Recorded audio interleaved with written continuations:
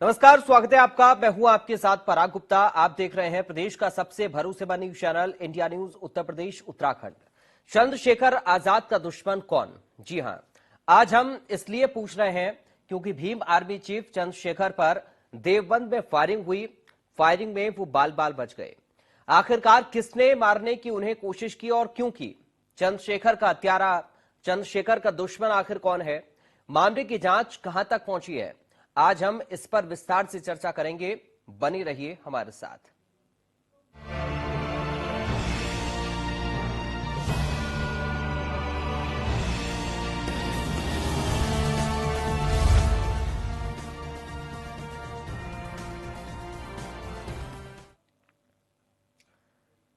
दरअसल देवबंद में आजाद समाज पार्टी के प्रमुख चंद्रशेखर आजाद पर जानलेवा हमला हुआ। 4 से 5 हमलावर हरियाणा नंबर की स्विफ्ट डिजायर गाड़ी से आए। हमलावरों ने दाहिने ओर से ताबड़तोड़ फायरिंग करना शुरू कर दिया। इस दौरान 4 गोलियां दागी गईं। हमले में एक गोली गेट को चीरते हुए चंद्रशेखर की कमर को छूती हुई निकल गई। इसके बाद गोली सीट में धंस गई। हमले के बाद मौके पर अफरा तफरी मच गई। इसके बाद चंद्रशेखर आजाद को अस्पताल में भर्ती कराया गया। हालांकि सहारनपुर के देवबंद थाने में भीम आर्मी के पदाधिकारी और चंद्रशेखर के साथी की शिकायत पर एफआईआर दर्ज की गई। दर्ज केस में हत्या के प्रयास के साथ साथ SC/ST एक्ट भी लगाया गया है। हमलावर जिस स्विफ्ट कार से आए थे उसका नंबर HR 70D0278 बताया जा रहा है।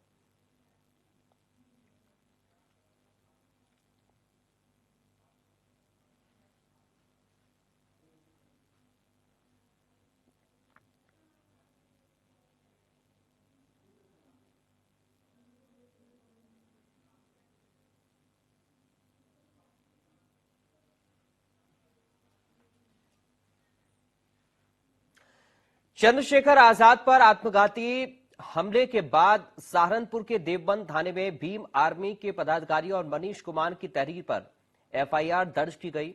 एफआईआर में हत्या के प्रयास के साथ SC/ST एक्ट भी लगाया गया है। देखिए रिपोर्ट। आजाद समाज पार्टी के मुखिया चंद्रशेखर आजाद कल शाम को हमला हो गया और कुछ हमलावरों ने जब वो अपनी फॉर्च्यूनर कार में बैठे थे तब उन पर हमला किया और गोलियां चलाई। करीब 4 फायर उन पर दागे गए।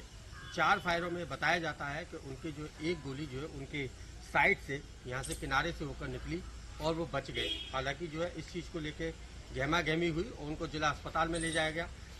देवबंद के CSC अस्पताल में ले जाया गया और वहाँ पर उनका इलाज चलता है। इलाज चलने के बाद में फिर उनको जो सहारनपुर जिला अस्पताल रेफर कर दिया गया। जैसे ही भीम आर्मी आसपा के जो कार्यकर्ता हैं उनको जब ये जानकारी हुई तो सैकड़ों की संख्या में जिला अस्पताल में ये लोग जमा हो गए और जब वहाँ पर जो जब ये पहुँचते हैं तो वहाँ पे पूरी नारेबाजी की जाती है। हालांकि उनको जो ICU में भर्ती किया गया, उनका पूरा इलाज किया गया और जो है वहाँ पर उनकी पूरा इलाज किया गया और इलाज करने के बाद में उनको वहाँ पर जब भीम आर्मी के जो समर्थक थे उनके द्वारा पूरा हंगामा वहाँ पे किया गया और देर रात तक ये हंगामा चलता रहा। अभी यहाँ पर आज गहमा गहमी बनी हुई है। अभी देखना होगा कि आगे क्या होता है। हालांकि जो है इस मामले में 3 लोगों को हिरासत में लिया गया है। उसकी जो गाड़ी थी, जिस गाड़ी से हमलावर आए थे, हालांकि वो हरियाणा के नंबर की गाड़ी थी और जो है उन लोगों को हिरासत में लेकर उनसे पूछताछ की जा रही है।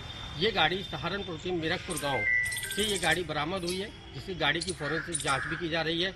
उस गाड़ी में जो हमलावर आए थे वो गाड़ी का जो नंबर है वो कहीं ना कहीं हरियाणा का है और चंडीगढ़ के कोई व्यक्ति हैं उनके नाम से गाड़ी ली गई थी। सहारनपुर से चंद्रभान सिंह, इंडिया न्यूज। जहां पर चंद्रशेखर आजाद पर हमला हुआ वहां पास में लगे CCTV में पूरी घटना कैद हो गई है। उसका CCTV इंडिया न्यूज की टीम के हाथ लगा। आपको हम इस रिपोर्ट में दिखाते हैं। इस समय हम देवबंद के उस स्थान पर हैं जहां पर भीम आर्मी के जो संस्थापक चंद्रशेखर पर हमले की बात सामने आ रही है। यहाँ पर हम जाएंगे तो इसी मार्ग से बाइकर था वो गुजर रहे थे। इसी मार्ग पर जो हमलावर की बात सामने आई है। यहाँ के स्थानीय लोगों का कहना है कि 4 राउंड यहाँ पर गोली के फायरिंग किए गए। सड़क पर दिखाना चाहूँगा कुछ कांच, जो शीशे में जो कांच होता है वो यहाँ पर पड़ा हुआ है और बाकायदा यही घटना स्थल है जहाँ पर गोली चलने की बात सामने आ रही है। हालांकि पुलिस भी गोली चलने को लेकर कहीं ना कहीं दुविधा में जरूर नजर आ रही है। पुलिस के आला अधिकारी जो फोरेंसिक विभाग की यहाँ टीम यहाँ पर पहुंची है, लोगों से बात कर रही है। स्थानीय लोग हमारे साथ हैं, यहाँ की जो दुकानें थी वो भी आज बंद थी। 5 बजे के बाद सारी दुकानें यहाँ पर खुली हैं। तो कहीं ना कहीं पुलिस पूरे मामले की गंभीरता से जांच कर रही है, क्या मामला हो सकता है और क्या प्रकरण हो सकता है। घटना को लेकर कई प्रयास लगाए जा रहे हैं, लेकिन पुलिस की जांच के बाद ही पूरा मामला सामने आएगा। इंडिया न्यूज के लिए देवबंद से प्रशांत त्यागी की रिपोर्ट। वहीं पूरे प्रकरण को लेकर अमेठी से इंडिया न्यूज संवाददाता की एक रिपोर्ट आपको दिखाते हैं। कल देवबंद में हुए भीम आर्मी चीफ के ऊपर जानलेवा हमले को लेकर इंडिया न्यूज ने एक बड़ा खुलासा किया है। कहीं ना कहीं अमेठी कनेक्शन सामने आ रहा है। भीम आर्मी चीफ चंद्रशेखर आजाद के ऊपर जिस तरीके से कल जानलेवा हमला हुआ है, उसके 4 दिन पूर्व छतरी ऑफ अमेठी के पेज से एक पोस्ट डाली गई थी, जिसमें साफ तौर पर यह लिखा गया था कि चंद्रशेखर को जो भी मारेगा वह अमेठी का ठाकुर मारेगा। उसी के 4 दिन बाद जिस तरीके से चंद्रशेखर आजाद के ऊपर जानलेवा हमला होता है और वो बाल बाल बच जाते हैं, उसके तुरंत बाद उसी फेसबुक अकाउंट से फिर एक पोस्ट जारी की जाती है और यह कहा जाता है कि अब की बार बच गया लेकिन दोबारा नहीं बचेगा। कौन इस फेसबुक अकाउंट को ऑपरेट कर रहा था, किस तरीके का खुलासा होता है, आखिर यह जो फेसबुक अकाउंट का जो ऑपरेटर है वह अमेठी पुलिस के हाथों मिलता है, पकड़ में आता है या फिर बचता है, यह तो आने वाला वक्त ही बताएगा। Dilip Yadav, India news, Amethi.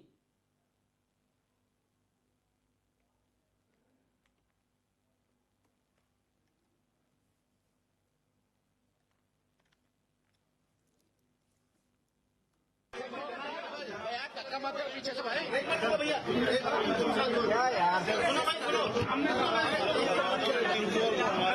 चले जाओ भाई, बस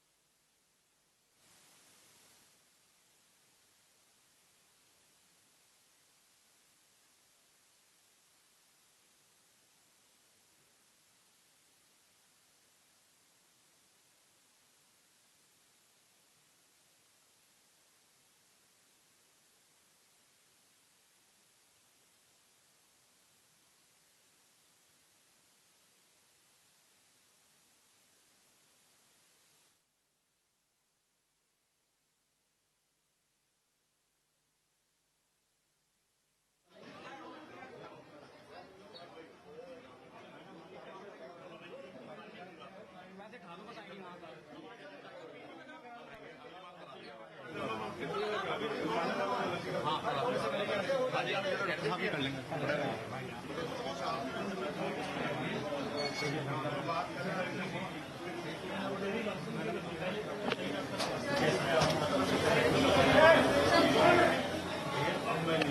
अब लास्ट वाली नहीं आप नहीं दे पाएंगे, आप नेहरू को जाने दीजिए, अब जाने दो।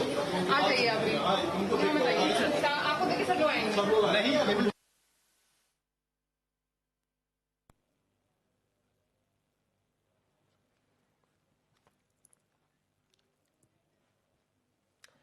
तो चंद्रशेखर मीडिया के सामने रूबरू हुए हैं। हम कोशिश कर रहे हैं कि आपको हम सुनवा पाएं और बता पाएं कि आखिर क्या कुछ उनकी ओर से कहा जा रहा है। लेकिन फिलहाल अब हम आपको ग्राफिक्स के जरिए पूरे मामले को लेकर जानकारी देते हैं और पूरी कहानी बताते हैं कि आखिर ये पूरा घटनाक्रम हुआ कैसे। सहारनपुर के देवबंद में चंद्रशेखर आजाद की कार पर दरअसल फायरिंग होती है। फायरिंग में चंद्रशेखर आजाद की कमर के पास गोली लगी है।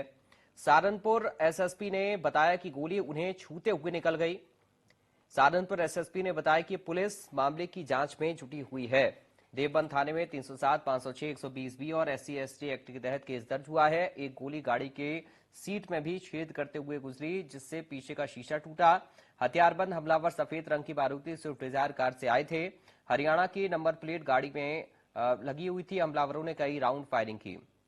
चंद्रशेखर ने बताया कि वे ठीक से हमलावरों को नहीं पहचान पाए। विपक्ष ने कानून व्यवस्था को लेकर योगी सरकार को घेरा है।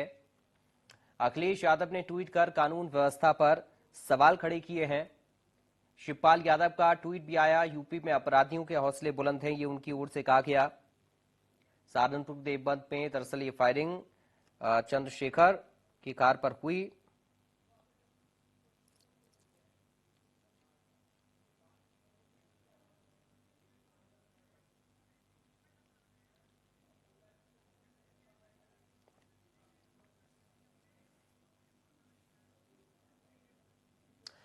इस वक्त लखनऊ से हमारे संवाददाता अभिषेक सिंह हमारे साथ जुड़ गए हैं, साथ ही दिलीप यादव हैं अमेठी से संवाददाता, और साक्षी शर्मा चंडीगढ़ से इस वक्त हमारे साथ जुड़ गई हैं। प्रशांत त्यागी है संवाददाता देवबंद से। प्रशांत, सबसे पहले आपके पास में आ रहा हूं। फिलहाल अभी पुलिस क्या कह रही है, अपडेट अभी क्या सामने आ रहा है इस पूरे मामले को लेकर? ताजा अपडेट की बात करूं तो जो एडीजी जोन है मेरठ राजीव सब्रवाल, वो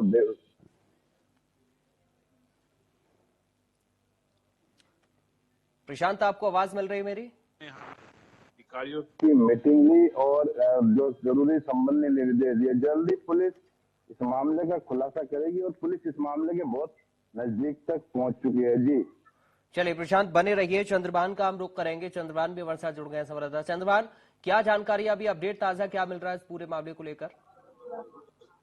ताजा अपडेट की बात करें तो मैं बता दूं कि जो ताजा मामला है, यहाँ पर जो है जो मांगे थी, जो आसपा की जो मांगे थी, मांगों को मान लिया गया है और जो है उनको सिक्योरिटी मुहैया यहाँ पे फिलहाल यहाँ पे करा दी गई है। ताजा अपडेट यही हम आपको देंगे कि जो है उनको जो है सिक्योरिटी मुहैया करा दी गई है और साथ ही जो उनकी मांग थी कि जो उनके कार्यकर्ता हैं, जो उनके साथ में जो रहने वाले हैं, जो पदाधिकारी हैं,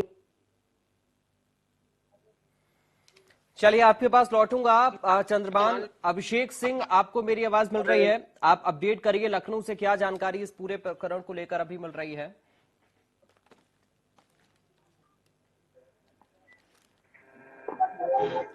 अभिषेक तक लगता है आवाज नहीं पहुंच पा रही है। अभिषेक, आपके पास भी आऊंगा मैं। साक्षी, आप मुझे सुन पा रही हैं क्या? चलिए, लगता है साक्षी तक भी आवाज नहीं पहुंच रही है। एक बार फिर से आप सभी के पास मैं लौटूंगा, लेकिन ग्राफिक के जरिए जरा पूरा मामला एक बार फिर से आप समझने की कोशिश करिए।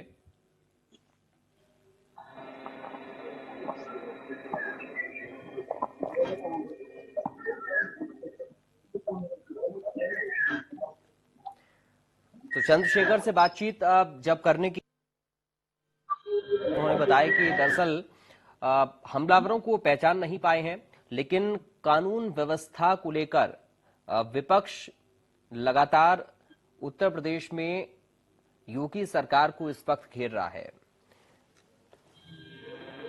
साक्षी शर्मा इस वक्त चंडीगढ़ से हमारे साथ जुड़ गए हैं। साक्षी, आप अगर मुझे सुन पा रही हैं तो आप अनम्यूट करिए, आप शायद म्यूट हैं। मुझे आपकी आवाज आ रही है। जी साक्षी, हरियाणा नंबर की गाड़ी बताई जा रही है, क्या अपडेट इस बारे में मिल रहा है?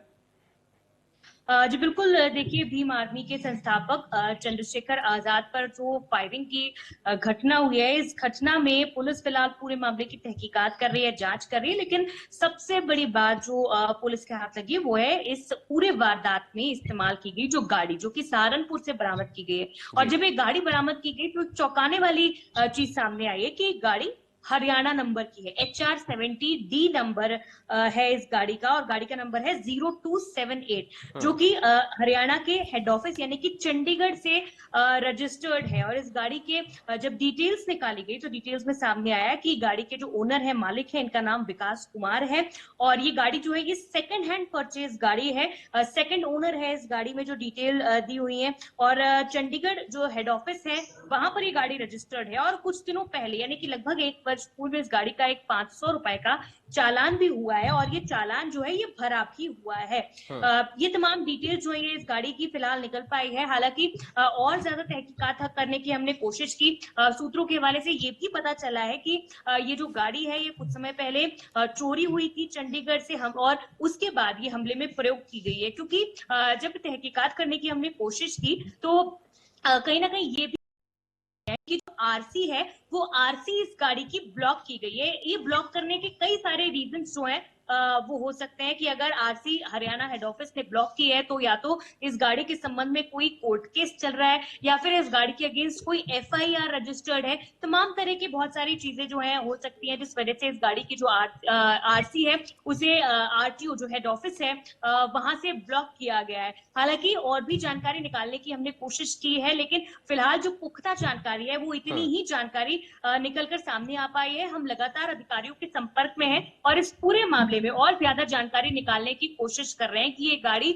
अगर सेकंड ओनर है, किससे खरीदी गई, कब खरीदी गई, क्यों नहीं ये जो गाड़ी है अगर पहले सेकंड ओनर है और अगर ये गाड़ी चोरी हुई उसके बाद नाम ट्रांसफर को लेकर जो एनओसी है वो इसकी कहाँ है और इसी के साथ साथ जो आरसी है वो क्यों ब्लॉक की गई है, इसके पीछे के क्या रीजंस है, इन तमाम ये सवाल जो है ये अभी भी बरकरार है और अधिकारियों से लगातार संपर्क में है और इन चीजों की जो जवाब है वो कहीं ना कहीं निकालने की कोशिश लगातार की जा रही है। जी, चोरी के कोई एफआईआर का जिक्र साक्ष्य नहीं है क्या? जी बिल्कुल, देखिए ये जो गाड़ी है फिलहाल यही जानकारी हाथ लगी है कि इस गाड़ी को लेकर कोई एफआईआर भी, जिन अधिकारियों से बात हुई उन्होंने कहा है कि कोई एफआईआर भी रजिस्टर हो सकती है या इससे जुड़ा कोई कोर्ट केस जो है वो भी गाड़ी से जुड़ा हुआ हो सकता है। यही वजह है कि आरसी जो है वो ब्लॉक की गई है। हालांकि और जानकारी जो है इस संबंध में अधिकारियों से खंगाली जा रही है और जल्द ही और कुछ बड़ी जानकारियां भी हाथ लगना जो है ऐसा माना जा रहा है। जी,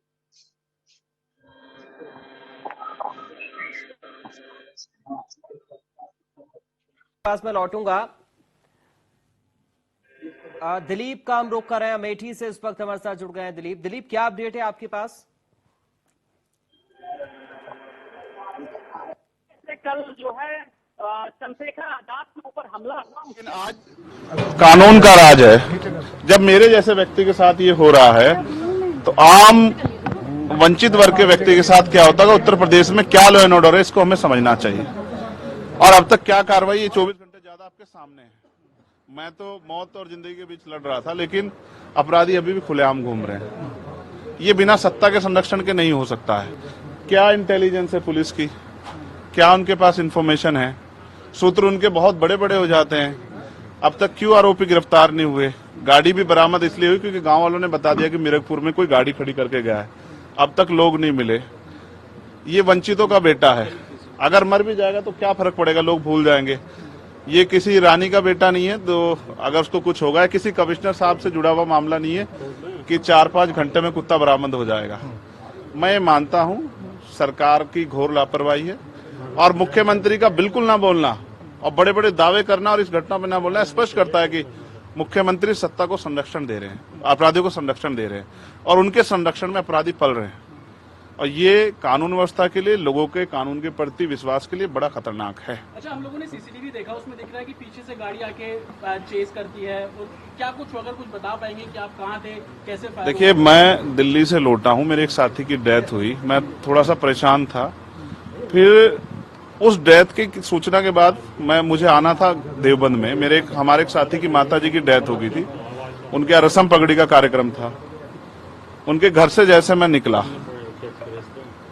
सहारनपुर की तरफ मुश्किल से 50 मीटर चला होगा, एक गाड़ी आती है। मैं फोन पे थोड़ा मेरा ध्यान था, उसने जो वहां से गोली चलती है और वो गोली मेरे कान के पास से निकलती है। मैं अपने साथियों को कहता हूं कि गोली चली है। पहले मुझे लगा उस आवाज से लगा पटाखा है, लेकिन बाद में जब वो वाइब्रेशन हुई जाते हुए तो मुझे एहसास हुआ गोली, और वो गाड़ी में टकराई भी। फिर दूसरी गोली जब मुझे लगी, बुलेट जो चीरती हुई लोहे के हिस्से को गाड़ी के, और वो मुझे लगी, तब मुझे एहसास हुआ कि हम गिर गए। फिर तीसरी गोली चली, जिसने मेरा आगे वाला शीशा पूरा डैमेज कर दिया। चौथी गोली पे मैं नीचे हो गया, जो गोली आपने देखा कि वो सीधी उसमें लगी। अगर मैं नीचे ना होता तो वो मेरी छाती के आर पार चली जाती। फिर वो गाड़ी 10 मीटर आगे जाके रुक जाती है। वो 2 हवा में फायर करते हैं जैसा मैंने देखा, और फिर उन्होंने फिर हमारी गाड़ी फायर किया। वो फायर जो है गाड़ी के नंबर प्लेट पे लगी। मेरा यह मानना है उनको ऐसा लगा होगा कि हमने जो काम करने आए थे वो कर दिया, अब ये मर गया, जैसा पहले कई घटना में हो। फिर वो शायद सरेंडर करने के मूड में थे, लेकिन जैसे ही मनीष ने गाड़ी को मेरे कहे से यू टर्न लिया, उनको समझ आया कि ये जिंदा है, तब वो वहां से भागे। हमने पुलिस को बताया कि ये गाड़ी का नंबर है, फिर उन्होंने उसको इंक्वायरी किया। पुलिस के अच्छे अधिकारी यहाँ हैं, उम्मीद है वो अच्छा काम भी करेंगे। लेकिन ये स्पष्ट हुआ कि अपराधियों में कोई डर भय नहीं है। कितने लोग थे? 3 लोग थे।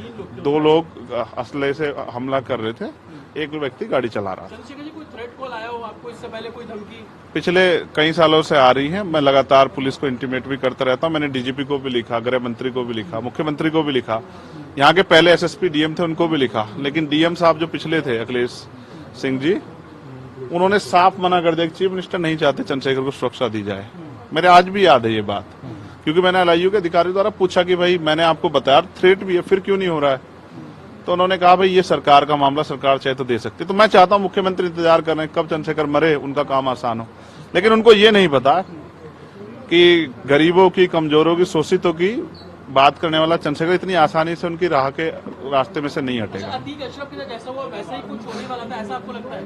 अब आप इसका आकलन खुद करें कि क्या हुआ और क्या हो सकता था। आपके पास एक और बात, मुझे ऐसा लगता है कल की घटना के बाद, इतने बड़े उसके बाद भी अगर मैं सुरक्षित हूं तो हमारे संतों, गुरुओं, महापुरुषों का आशीर्वाद, हमारी करोड़ों बहनों माताओं का आशीर्वाद, बुजुर्गों का मेरे पास है।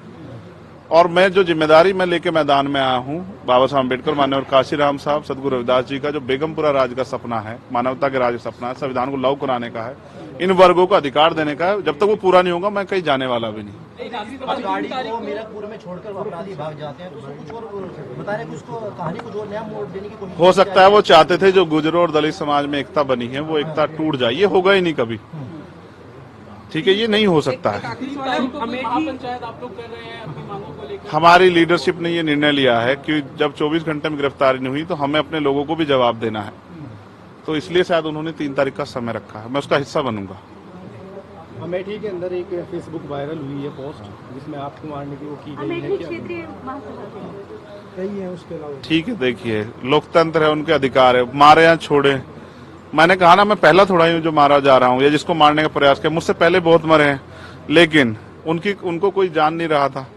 मुझे लोग जानते हैं तो मेरी बात पे बात आगे बढ़ रही, लेकिन मैं अपने लोगों को मरने नहीं दूंगा। ये भी मैं उनको संदेश देना चाहता हूँ। घटना होने के बाद ये पोस्ट किया है अमेठी क्षेत्र महासभा से कि इस बार तो बच गया, अगली बार नहीं बचेगा। देखो, मैं गोली से डरता नहीं, मैं गोली से, बंदूकों से नहीं डरता हूँ। मैं संवैधानिक रास्ते से चलता हूँ, संविधान को मानता हूँ। गोली चलाने वालों को भी कहना चाहता हूँ कुदरत उनको सद्बुद्धि दे, गलत जगह पंगा ले रहे हैं। मैं झगड़ा नहीं चाहता, मैं अपने लोगों को भी ये कह रहा हूँ कल से शांति बनाओ को और संविधान के रास्ते चलो। वो हमें डिस्टर्ब करना चाहते हैं कि जो हम राजनीतिक ताकत हमारी बन रही हो कमजोर हो जाए, हम दूसरी दिशा चले जाएं। लेकिन ये भी एक अटूट सत्य है कि हम संविधान के जरिए जवाब देना जानते हैं। और